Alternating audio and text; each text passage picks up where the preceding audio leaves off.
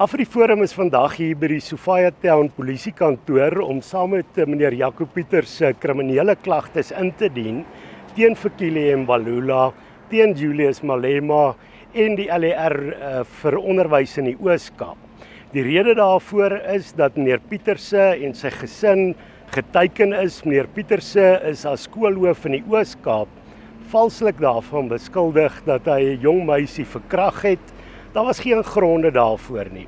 Advokaat Gerry Nel en sy span by AfriForum se privaat vervolgingseenheid het dit ondersoek.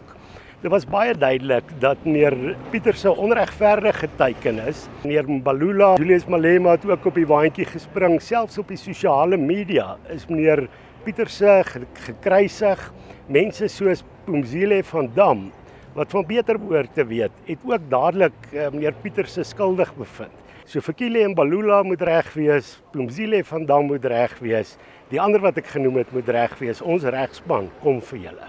Alhoewel ek baie verlig is dat die waarheid uiteindelik geseëvier het en uitgekom het, is ek nog vasbeslote om te verseker dat mense nie onverantwoordelike en vals uitlatings op die media en social media kan doen. Ja, die impak van hierdie vals klagte teen my het my op alle vlakke van my lewe beïnvloed.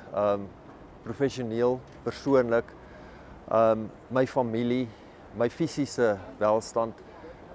Ja, so dit is allesomvattende gevolge wat dalk lank kan vat om geherstel te word.